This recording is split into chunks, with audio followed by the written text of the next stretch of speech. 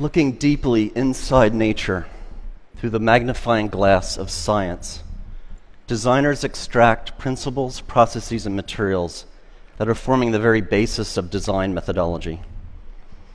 From synthetic constructs that resemble biological materials to computational methods that emulate neural processes, nature is driving design. Design is also driving nature. In realms of genetics, regenerative medicine, and synthetic biology, designers are growing novel technologies not foreseen or anticipated by nature. Bionics explores the interplay between biology and design. As you can see, my legs are bionic.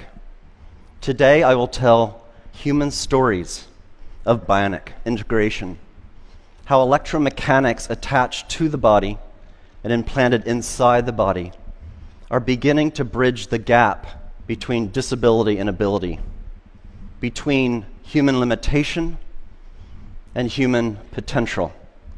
Bionics has defined my physicality. In 1982, both of my legs were amputated due to tissue damage from frostbite incurred during a mountain climbing accident. At that time, I didn't view my body as broken. I reasoned that a human being can never be broken. Technology is broken. Technology is inadequate. This simple but powerful idea was a call to arms to advance technology for the elimination of my own disability and ultimately to the disability of others. I began by developing specialized limbs that allowed me to return to the vertical world of rock and ice climbing. I quickly realized that the artificial part of my body is malleable, able to take on any form, any function, a blank slate for which to create perhaps structures that could extend beyond biological capability. I made my height adjustable. I could be as short as 5 feet or as tall as I'd like.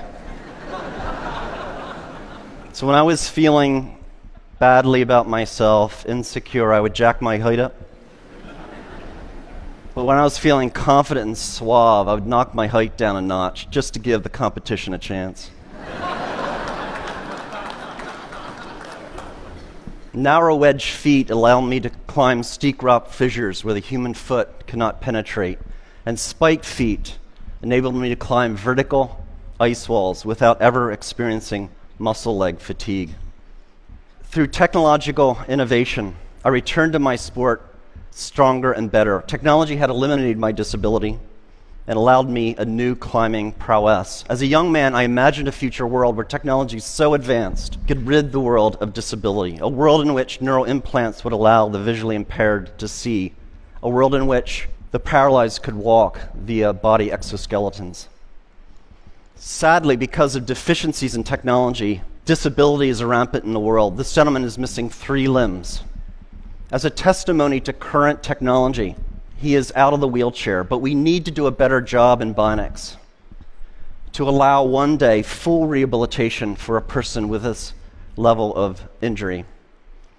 At the MIT Media Lab, we've established the Center for Extreme Bionics. The mission of the center is to put forth fundamental science and technological capability that will allow the biomechatronic and regenerative repair of humans across a broad range of brain and body disabilities.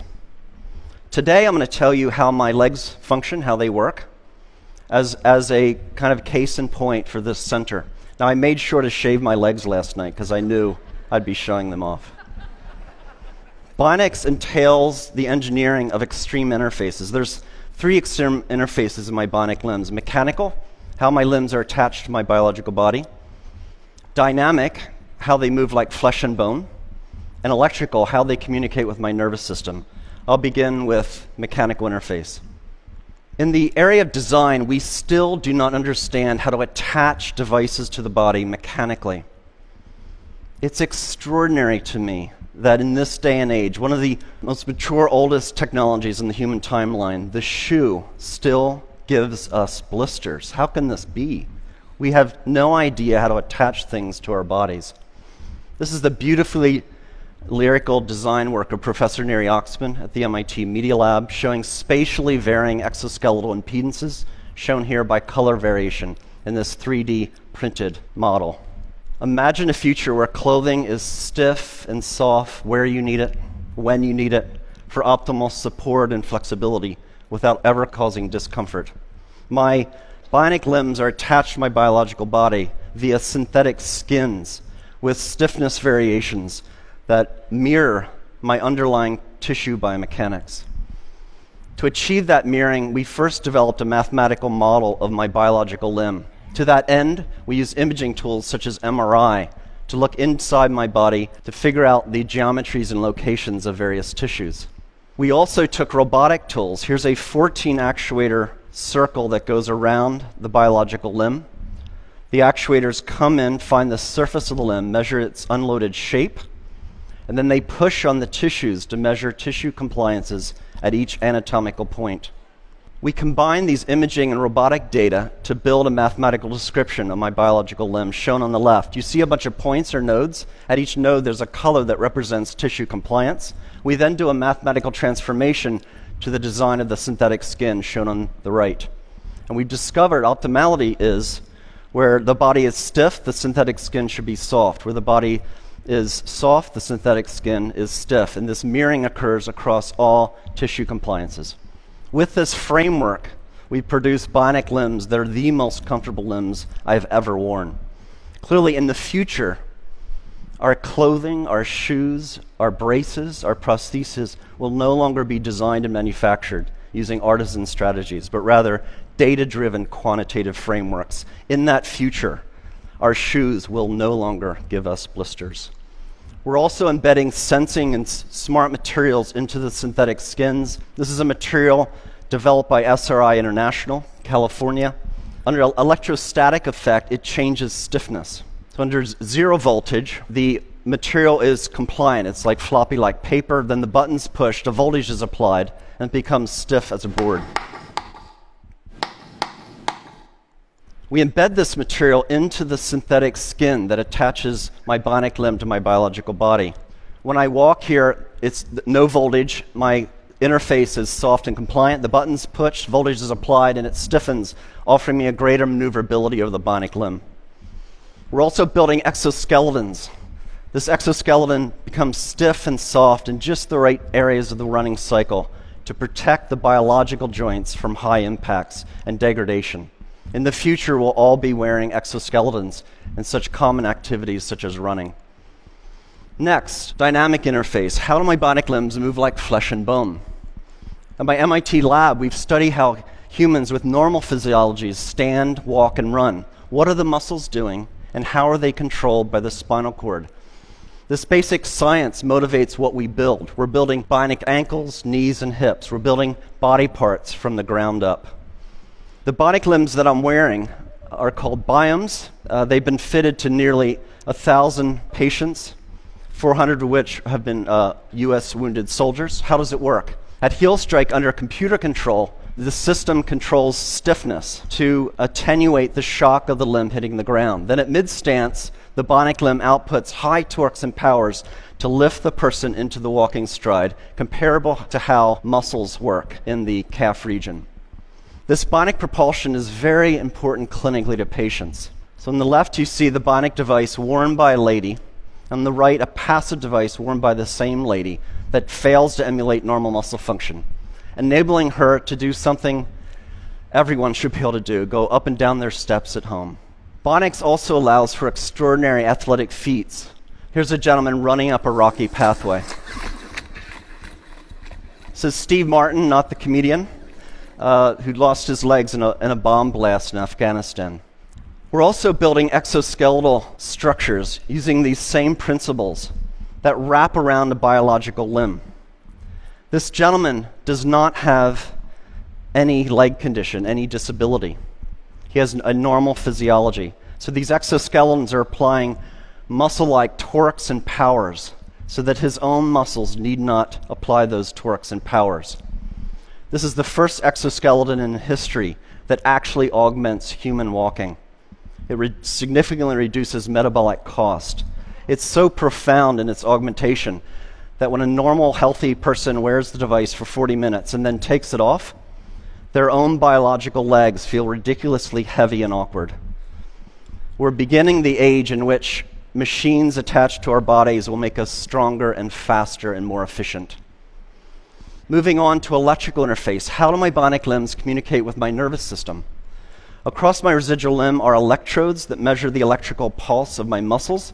That's communicated to the bionic limb. So when I think about moving my phantom limb, the robot tracks those movement desires. This diagram shows fundamentally how the bionic limb is controlled. So we model the missing biological limb, and we've discovered what reflexes occurred, how the reflexes of the spinal cord are controlling the muscles. And that capability is embedded in the chips of the bionic limb. What we've done then is we modulate the sensitivity of the reflex, the modeled spinal reflex, with the neural signal. So when I relax my muscles in my residual limb, I get very little torque and power. But the more I fire my muscles, the more torque I get, and I can even run. And that was the first demonstration of a running gait under neural command. Feels great.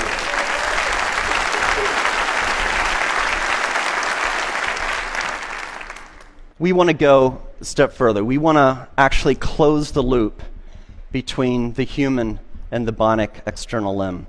We're doing experiments where we're growing nerves, transected nerves, through channels or microchannel arrays. On the other side of the channel, the nerve then attaches to cells, skin cells and muscle cells.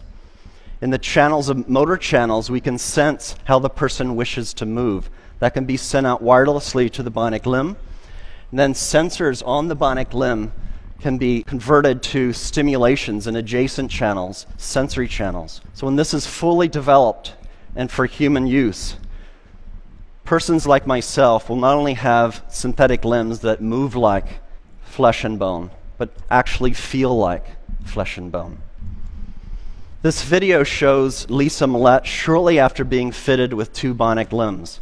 Indeed, bionics is making a profound difference in people's lives. Oh my God. Oh my God, I can't believe it. It's just like I've got a real leg. Now don't start running. Now turn around and do the same thing walking up. Walk up, get on your heel to toe like you would normally just walk on level ground. Try to walk right up the hill. Oh my God. They're pushing you up? Yes, I'm not even, I can't even describe it. It's pushing you right up. Next week, I'm visiting the centers. Thank you. Thank you. Thank you. Next week, I'm visiting the Center for Medicare and Medicaid Services, and I'm going to try to convince CMS to grant appropriate code language and pricing so this technology can be made available to the patients that need it. Thank you. It's not well appreciated, but over half of the world's population suffers from some form of cognitive, emotional, sensory, or motor condition. And because of poor technology, too often conditions result in disability and a poorer quality of life. Basic levels of physiological function should be a part of our human rights. Every person should have the right to live life without disability if they so choose. The right to live life without severe depression. The right to see a loved one in the case of seeing impaired. Or the right to walk or to dance in the case of limb paralysis or limb amputation. As a society, we can achieve these human rights if we accept the proposition that humans are not disabled. A person can never be broken. Our built environment, our technologies are broken and disabled. We, the people, need not accept our limitations, but can transcend disability through technological innovation. Indeed, through fundamental advances in bionics in this century, we will set the technological foundation for an enhanced human experience, and we will end disability. I'd like to finish up with one more story, a beautiful story. The story of Adrianne Haslet-Davis. Adrianne lost her left leg in the Boston terrorist attack. I met Adrianne when this photo was taken at Spaulding Rehabilitation Hospital. Adrianne is a dancer, a ballroom dancer. Adrianne breathes and lives dance. It is her expression. It is her art form. Naturally, when she lost her limb in the Boston terrorist attack, she wanted to return to the dance floor. After meeting her and driving home in my car, I thought, I'm an MIT professor. I have resources. Let's build her a bionic limb to enable her to go back to her life of dance. Brought in MIT scientists with expertise in prosthetics, robotics, machine learning, and biomechanics. And over a 200-day research period, we studied dance. We brought in dancers with biological limbs, and we studied how do they move? What forces do they apply on the dance floor? And we took those data and we put forth fundamental principles of dance, reflexive dance capability, and we embedded that intelligence into the bionic limb. Bionics is not only about making people stronger and faster. Our expression, our humanity can be embedded into electromechanics. It was 3.5 seconds between the bomb blasts and the Boston terrorist attack. In 3.5 seconds, the criminals and cowards took Adrianne off the dance floor. In 200 days, we put her back. We will not be intimidated, brought down, diminished, conquered, or stopped by acts of violence.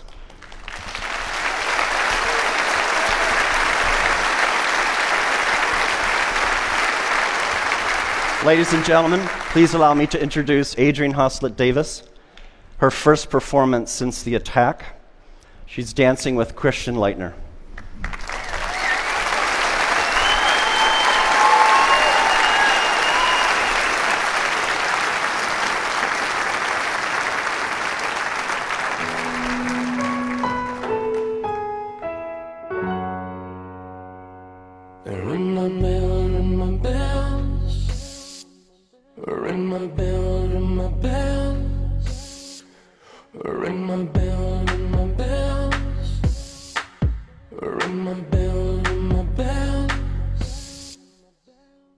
Sometimes you love it, sometimes you don't. Sometimes you need it, then you don't, and you let go. Sometimes we rush it, sometimes we fall. It doesn't matter, baby, we can take it real slow.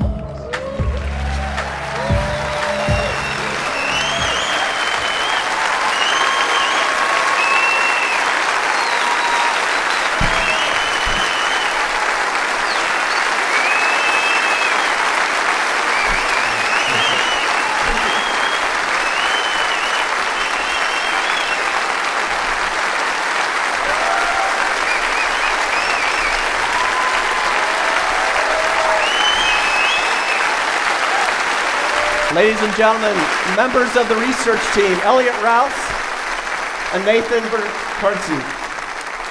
Elliot and Nathan.